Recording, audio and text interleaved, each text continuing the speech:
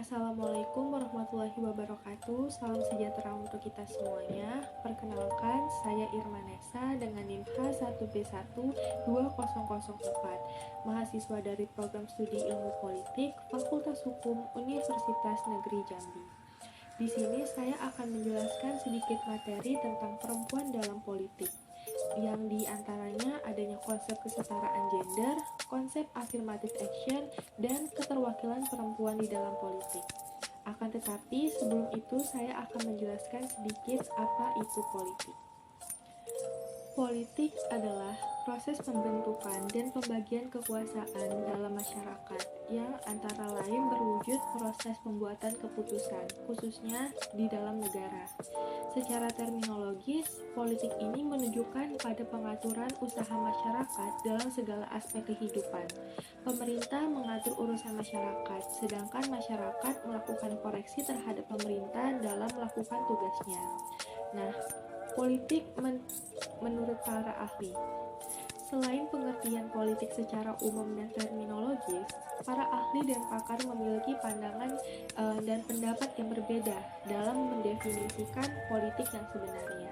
Yang pertama adalah dari Profesor Miriam Budi Harjo, adalah seorang pakar ilmu politik Indonesia yang menyatakan bahwa politik adalah bermacam kegiatan dalam suatu sistem politik atau suatu negara yang menyangkut proses pembentukan tujuan dari sistem itu untuk melaksanakan tujuan tersebut. Nah, dalam bahasa yang mudah dipahami, bahwa politik ini adalah segala sesuatu yang berhubungan dengan negara maupun proses pengambilan keputusan ketatanegaraan. Sedangkan menurut Gabriel Almond, politik adalah kegiatan yang berhubungan untuk mengambil kendali pembuatan keputusan publik dalam masyarakat untuk di wilayah tertentu, di mana kendali dan ini didorong lewat instrumen yang bersifat otoritatif atau berwenang secara sah dan koersif bersifatnya memaksa. Ketika kita ingin membangun masyarakat sipil, berarti memperjuangkan ruang publik yang dimana mencakup seluruh warga negara, baik laki-laki maupun perempuan, tanpa adanya pengecualian. Dalam sistem politik kita selama ini, kebijakan berlaku menempatkan perempuan sebagai second person. Rendahnya partisipasi perempuan dalam lembaga-lembaga politik mengakibatkan kepentingan perempuan kurang terakomodasi dalam sejumlah keputusan politik, karena sejumlah keputusan politik ini cenderung berwatak maskulin dan kurang bersifat gender. Dan sementara sebagian besar keputusan politik yang dibuat selalu melibatkan perempuan sebagai sasarannya. Perempuan dan laki-laki mempunyai tempatnya masing-masing di dalam kehidupan bermasyarakat. Kedua jenis manusia ini dapat menempati tempatnya masing-masing tanpa menjadi kurangnya hak sesama mereka. Karena pikiran, kecerdasan menentukan nilai-nilai yang setara antara laki-laki dan perempuan. Berbicara tentang perempuan tidak terlepas dari peran dan kedudukannya di dalam masyarakat, apalagi dikaitkan dengan masalah politik. Dalam konteks politik, peran dan posisi kaum perempuan cukup kentara mengalami diskriminasi. Masalah peran dan posisi kaum perempuan di wilayah publik merupakan bagian dari hak-hak asasi yang di setiap manusia berhak untuk memilikinya. Istilah kesetaraan gender adalah istilah yang banyak diucapkan oleh para aktivis sosial, kaum feminis, politikus, bahkan oleh para pejabat negara. Istilah kesetaraan gender secara praktis hampir selalu diartikan sebagai kondisi ketidaksetaraan yang dialami oleh para perempuan. Maka istilah kesetaraan gender sering dikaitkan dengan istilah-istilah diskriminasi terhadap perempuan dan penindasan perlakuan yang tidak adil. Dengan kata lain, kesetaraan gender juga berarti adanya kesamaan kondisi bagi laki-laki dan perempuan untuk memperoleh kesepakatan dan hak-hak sebagai manusia agar mampu berperan dan berpartisipasi dalam kegiatan politik, hukum, ekonomi, sosial, budaya, pendidikan, dan pertahanan serta keamanan nasional. Nah, kesetaraan gender juga meliputi penghapusan diskriminasi dan ketidakadilan struktural baik terhadap laki-laki maupun perempuan. Melalui Undang-Undang Nomor 7 Tahun 1984 Indonesia telah mengesahkan Konvensi mengenai penghapusan segala bentuk diskriminasi terhadap perempuan yang telah disetujui oleh Majelis Umum PBB pada tanggal 18 Desember tahun 1997. Di samping itu juga dijelaskan secara rinci dalam Undang-Undang Nomor 2 Tahun 1999 tentang partai politik dan diperjelas lagi pada Undang-Undang Nomor 31 Tahun 2002.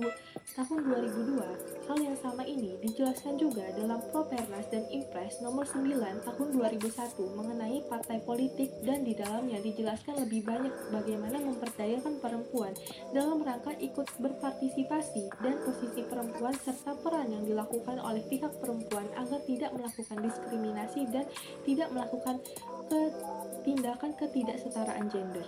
Sejarah keterwakilan perempuan di Parlemen Indonesia pada tahun 1950 sampai 2009 hanya tercatat 22% keterwakilan perempuan di dalam Parlemen Indonesia.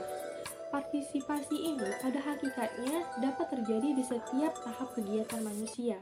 Partisipasi ini dapat juga di tahap perencanaan, pengambilan keputusan, implementasi, dan pengelolaan kegiatan yang lebih lanjut.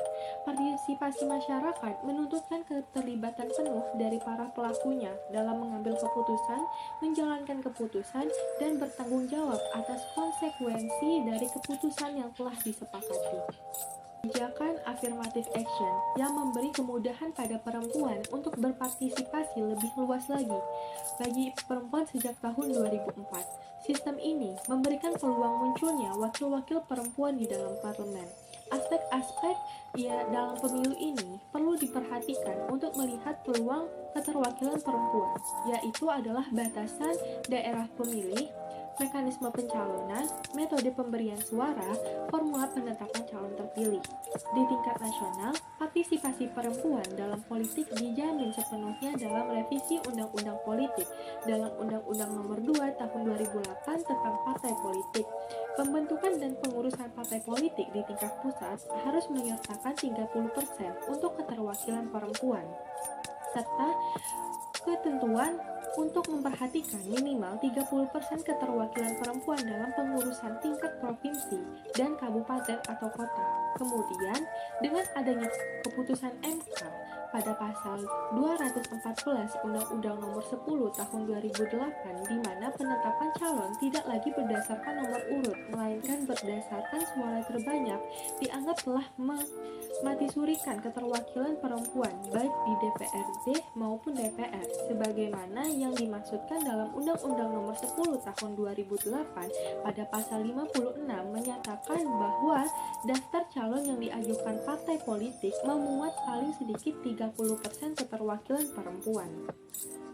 Tujuan hadirnya perempuan dalam politik adalah agar perempuan mampu mendefinisikan dan menginterpretasikan kebutuhan perempuan yang mempunyai status politik yang jelas dan di dalam area politik untuk mengawal agar kebutuhan perempuan tersebut bisa terpenuhi. Sebagai tindak lanjut untuk meningkatkan partisipasi politik perempuan, perlu dilakukan dalam hal-hal sebagai berikut. Yang pertama adalah memperkuat peran partisipasi perempuan dalam dunia politik. Salah satunya adalah peran penting dari manifestasi proses demokrasi adalah bagaimana peran partai politik dalam meletakkan dasar-dasar yang fundamental, terutama peran partai politik di Indonesia. Keterlibatan perempuan dalam level manajemen partai sangatlah rendah dan sistem ini belum dapat dilaksanakan. Dan yang kedua adalah secara kualitas, keterlibatan perempuan dalam dunia politik harus dengan affirmative action. Artinya, harus ada kuota yang mengharuskan perempuan dilibatkan dalam aktivitas politik. Di beberapa negara, dalam proses pemilihan kandidat untuk anggota parlemen, masing-masing partai politik memberikan kuota kandidat pada perempuan. Partisipasi politik perempuan adalah stereotip gender yang berkaitan dengan masalah perempuan dan politik, khususnya dalam hal kepemimpinan politik, di mana stereotip ini memiliki dua kategori, yaitu perempuan tidak terlalu pas untuk masuk dalam dunia politik, yang lebih khusus lagi duduk di dalam posisi kepemimpinan politik, dan tuntutan yang lebih tinggi bahwa perempuan yang terlibat dalam kekuasaan atau otoritas harus mampu dalam segalanya. Secara tradisional, yang merupakan hasil konstruksi sosial dan atau buatan manusia, ranah publik adalah ranahnya laki-laki, sedangkan ranah privat adalah ranahnya perempuan. Selama ini, pada umumnya didasarkan pada keyakinan bahwa perempuan mengelola segala hal yang berhubungan dengan rumah tangga, misalnya mengurus orang tua, suami, dan anak, sehingga kegiatan perempuan di luar yang bekerja seperti mencari nafkah baik untuk mencari uang atau dalam segala hal, aktif dalam organisasi atau komunitas, bahkan di dalam dunia politik selalu dilihat sebagai tanggung jawab yang sekunder. Selama semua itu tidak meninggalkan tugas dan kewajibannya sebagai ibu rumah tangga dan istri maupun anak perempuan yang berada di ranah privat, sehingga aktivitas di ranah publik ini bisa diterima. Stereotip gender adalah kategori yang merefleksikan kesan dan keyakinan tentang apa perilaku yang tepat untuk laki-laki dan perempuan. Masalah atau isu gender seperti lemahnya pemahaman tentang gender tidak hanya terjadi di tingkat masyarakat, akan tetapi juga menjadi persoalan yang hingga tingkat pengambilan keputusan baik tingkat legislatif maupun yudikatif. Isu gender terjadi akibat perbedaan peran, sifat biologis, dan hak posisi serta kuatnya nilai sosial budaya yang patriarki, yang menempatkan laki-laki dan perempuan pada kedudukan dan peran yang berbeda itu tidak setara.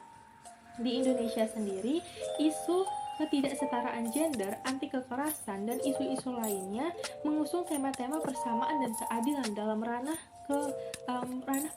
perkawinan dan seksual terus yang digedung-gedungkan.